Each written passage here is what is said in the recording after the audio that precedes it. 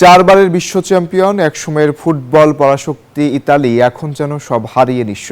ব্যর্থতা, গণপদত্যাগ আর ভবিষ্যৎ অনিশ্চয়তার মধ্যে দোদুল্যমান ইতালিয়ান ফুটবল। ভেঙে পড়া স্বপ্ন, হারানো পরিচয় আর চারদিকে প্রশ্ন, কোথায় হারিয়ে গেল আজুরিদের সেই দাপট? ইতালি একদিন শিখিয়েছে হারতে হারতেও কিভাবে জেতা যায়। যারা একসময় রক্ষণে দেয়াল তুলতো, শেষ মিনিট পর্যন্ত লড়তো, আজ তারাই ভেঙে পড়েছে নিজেদের ভেতরেই।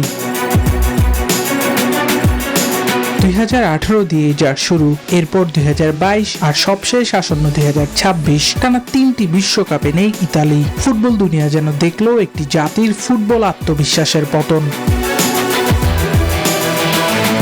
এসবেই এখন টালমাটাল ইতালিয়ান ফুটবল। বিশ্বকাপে কোয়ালিফাই করতে ব্যর্থ হওয়ার দায় মাথায় নিয়ে বৃহস্পতিবার ইতালিয়ান ফুটবল ফেডারেশনের প্রেসিডেন্ট গ্যাব্রিয়েল গ্রাভিনা জরুরি সভায় পদত্যাগের ঘোষণা দিয়েছেন। যুক্তরাষ্ট্রের 1 নম্বর জিম চেইন গোল্ড জিম এখন আবারও বাংলাদেশে। বসুন্ধরা আবাসিক এলাকা ও বসুন্ধরা সিটি শপিং মলে। এদিকে গ্রাভিনার পরপরই জাতীয় দলের ডেলিগেশন প্রধান কিংবদন্তি গোলরক্ষক জিয়ানলুইজি বুফনও পদত্যাগ করেছেন। লুসিয়ান সেম্পোলোত্তি স্থলাভিষিক্ত হওয়া প্রধান কোচ জেনেরা গাত্তুসোর 10 মাসের সংক্ষিপ্ত অধ্যায়ও শেষ হতে চলেছে। বসনিয়ার কাছে হার এবং দলের ছন্নছাড়া পারফরম্যান্সের কারণে গাত্তুসোকে বরখাস্ত করা এখন সময়ের ব্যাপার মাত্র।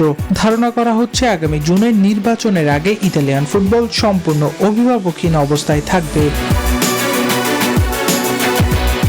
এর মাঝে ইতালির জন্য আরো এক বড় ধাক্কা দিয়েছে উয়েফা প্রধান আলেকজান্ড্রো সেফেরিন। তিনি হুঁশিয়ারি দিয়ে বলেছেন, ইতালি যদি তাদের ভঙ্গুর স্টেডিয়াম ও অবকাঠামো দ্রুত সংস্কার করতে না পারে, তবে 2032 সালের ইউরো আয়োজক সত্ত্ব তাদের কাছ থেকে কেড়ে নেওয়া হবে।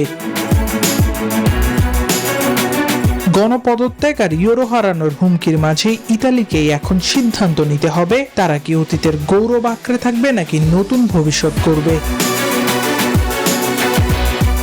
আবরার আল দাইয়ান, নিউজ 24।